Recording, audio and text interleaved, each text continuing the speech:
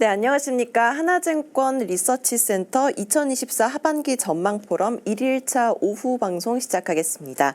오후 첫 순서로는 김상만 상무님이 국내 크레딧 시장 전망 말씀해 주시겠습니다. 네, 안녕하세요. 신용분석 담당하고 있는 김상만입니다. 지금부터 하반기 국내 크레딧 시장 전망 말씀드리도록 하겠습니다.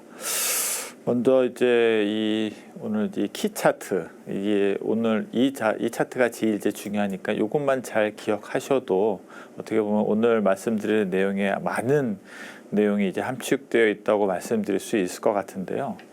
사실 이제 올해 들어서 이제 회사채 시장이 상당히 이제 연초에 상당히 좋은 흐름을 이제 강세 흐름을 보였습니다.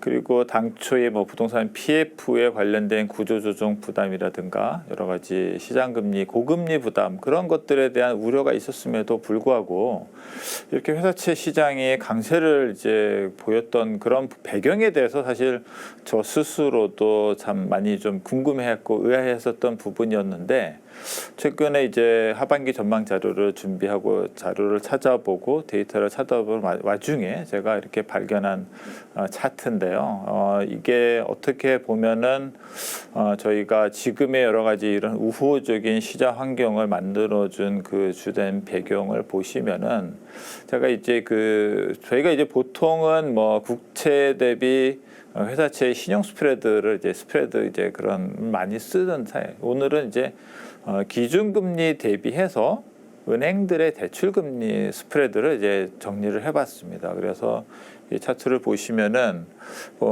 이제 이게 선이 잘 안 보입니다만은 이게 좀 이제 실선이 이게 이제 기준금리가 되겠고요. 이 부분이 이제 어떻게 보면 2022년부터 기준금리가 많이 올라왔지 않습니까? 그런데 그 대출금리의 스프레드 자체는 사실 이 당시에 비해서 어떻게 오히려 시간이 가면 갈수록 기준금리는 유지가 되고 있는데 대출금리 스프레드는 점점 더 내려갔습니다. 그래서 여러분 혹시 뭐 은행 대출 받으신 분들은 기억하실지 모르겠어요. 아니면 실제로 느끼고 계실 수 있을 그런 부분일 것 같은데 어쨌든 간에 이제 금리가 올라가면서 금리 부담을 어떻게 지금 좀 계속 극복을 해 나가야 되느냐에 대한 고민이 많았는데 생각보다 은행 대출 금리가 그렇게 높지 않았단 말이죠. 근데 그런 모든 경제 주체들에게 공통된 상황이고요. 뭐 개인 대출도 그렇고 아니면 기업 대출도 마찬가지입니다. 그래서 이런 부분 물론 이제 이 배경에 대해서 어떤 힘이 이렇게 작용했는지에 대해서는 뭐 여러 가지 해석이 있을 수 있습니다만은 전반적인 이제 시중의 유동성 환경, 풍부한 유동성 환경이 이제 뭐 기여를 했다고 볼 수 이제 좀 이제 심플하게 말씀드릴 수 있겠지만 또 여러 가지 그런 경제적인 뭐 정책적인 좀 지원도 있었겠죠. 그런 부분들이 이제 하나둘씩 다 모아서 이런 우호적인 유동성과 이제 제가 감당하기 적당한 수준의 이제 금리가 유지됨으로 인해 가지고서는 이게 결국에는 전 모든 경제권의 신용 리스크 프리미엄을 안정화시키는 그런 장치로 작용했다라고 볼 수 있습니다. 그래서 이 부분이 그러면은 과연 이제 하반기에도 계속 지속이 될 수 있을 것인가? 물론 1분기에 이제 공급이 됐던 그런 규모로 똑같은 속도나 양으로 공급되기는 쉽지 않겠죠. 그렇게 하다 보면 이제 국가 재정이나 뭐 여러 가지 그런 것들이 다 거덜이 날 수도 있으니까요. 하지만 전반적인 시장 안정을 위한 그런 정책적인 배려나 여러 가지 이제 글로벌 자금 시장의 이제 여건을 감안해 봤을 때 그런 풍부한 시중 유동성 상황이 뭐 단기간에 이렇게 뭐 안 좋은 쪽으로 불리한 쪽으로 이제 돌아설 가능성은 높지 않다고 보고 있습니다. 그래서 결국 이제 신용 스프레드도 보면은 올해 뭐 상당히 많이 내려왔다가 지금 살짝 반등을 하고 있기는 하지만 이런 유동성 이제 우호적인 유동성 환경에 힘입어서 신용 스프레드 안정세를 유지할 걸로 보고 있습니다. 물론 변수는 있습니다. 이런 이제 풍부한 유동성이라든가 그런 우호적인 이제 금융시장, 자금시장 환경이 있지만 저희가 일단 하반기에는 저희가 이제 그 감안해야 될 변수로는 크게 이제 두 가지가 있는데요.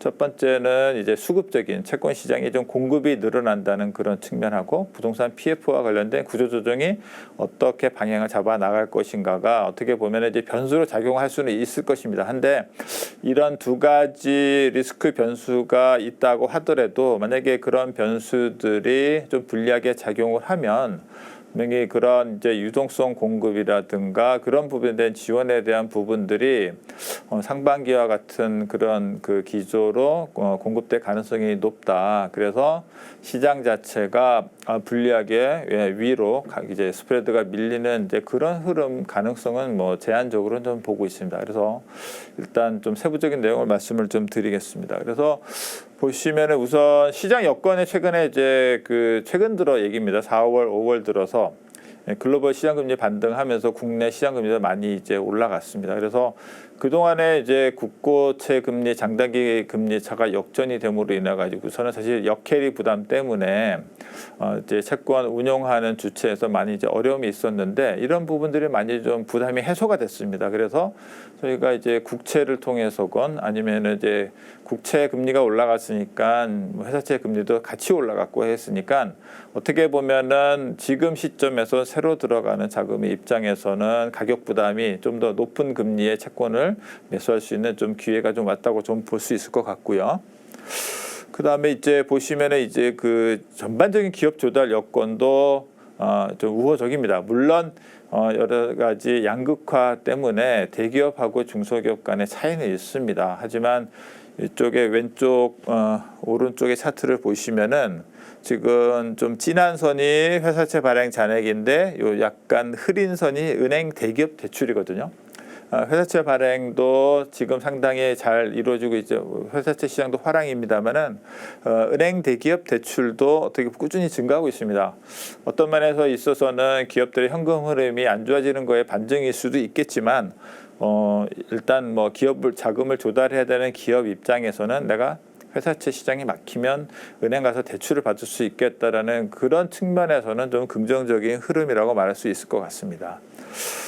그리고 이제 수급적인 요건을 제가 아까 모두에 말씀드린 수급적인 상황을 좀 말씀을 드리면 사실 상반기에 이제 그 수급적으로 회사채 시장의 그 매수 그 대기 자금 대비 채권 공급이 많이 이제 줄어서 이제 수급적인 상황이 우호적이었습니다. 근데 거기에 결정적으로 많이 기여한 부분들이 사실은 발행 규모가 큰 은행채나 공사채 같은 초량물의 발행이 좀 이제 감소를 했었거든요.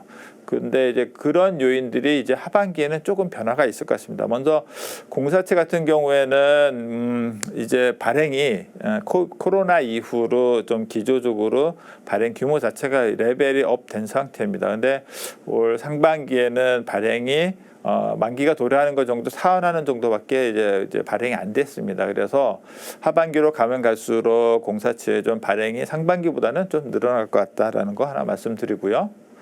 다음은 이제 은행채입니다. 은행채도 지금 이제 왼쪽 차트를 보시면 그동안 저희가 많이 걱정했던 가계대출의 증가세는 좀 둔화가 됐습니다. 그런데 기업 대출이 증가세가 그 바톤을 이어서 계속 좀 증가세가 이어지고 있거든요. 그리고 또 뭐 최근 4월 달에 뭐 국한된 우선 뭐 이게 지속성이 있을지 모르겠는데 은행채가 그래서 지금 올 초부터 3월까지는 발행이 이제 순상환 발행이 이제 적었다가 4월부터 좀 발행이 늘어났습니다. 근데 보면은 주담대를 위주로 한 가계대출이 좀 다시 좀 증가를 하고 있어요. 근데 물론 이게 뭐 계속 지속성이 있을지는 모르겠으나 어찌됐든 간에 뭐 가계대출이 또 진정이 되면 기업대출은 되게 꾸준히 증가를 하고 있고 은행채는 사실 그 3월까지 발행이 적었으니까 하반기에는 좀 그동안 발행 못했던 거 좀 발행하면서 좀 물량 부담이 상반기보다는 좀 더 있을 것 같습니다. 그래서 일단 수급적인 여건은 좀 모두에 말씀드린 좀 불리하다 말씀드릴 수 있고 두 번째 이제 부동산 PF 구조조정 부담입니다.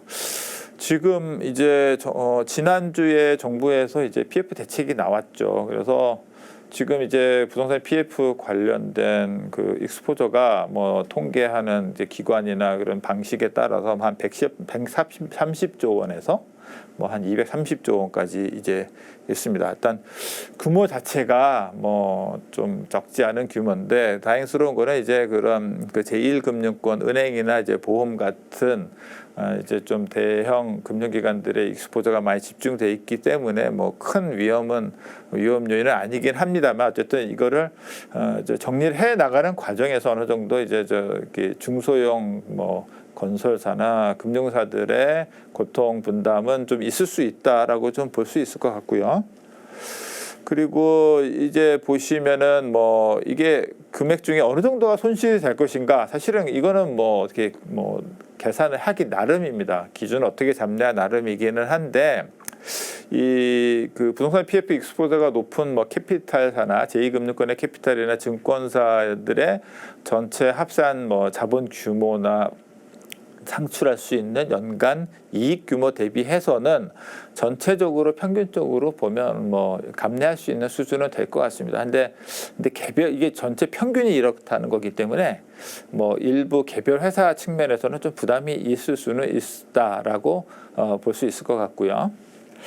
그다음에 이제 보시면은 지금 사실은 이 차트도 이제 어떻게 보면 오늘 말씀드린 두 번째로 중요한 차트인데, 지금 정부가 정책 당국에서 지난주에 그 대책을 내놓으면서 결국에는 이 3대, 그러니까 금융시장과 금융사와 건설사 이 모든 주체들을 안정적으로 관리하겠다라는 그런 이제 그랜드 플랜을 이제 제시를 했는데, 이게 뭐 정부에서 이렇게 모든 것들을 짜임새 있게 하나 시시콜콜 다 이제 짜서 판을 짜서 정책을 하는 것 자체가 어떻게 보면은 되게 편리성 있고 좋아 보이고 안전해 보이긴 하는데, 너무나 우리가 이제 인위적인 보이는 손에 의한 구조조정 플랜이 과연 실질적으로 효과가 있을지에 대해서는 약간 좀 미지수고요. 그리고 저희가 이제 보면은 뭐 결국에는 부동산 질서 있는 구조 조정에 대한 이제 강조가 계속되고 있는데, 사실 구조 조정에 질서 있는 그런 거는 없습니다. 어느 정도 불안을 수반하지 않고서는 구조 조정은 하기 힘든 게 구조 조정이라고 보고 있고요. 물론 이제 만약에 정부가 정책 당국에서 원래 원하는 대로 PF 구조 조정을 진행해 나갈 경우에는 뭐 경미한 수준이라도 금융 불안정이 분명히 야기될 수 있습니다.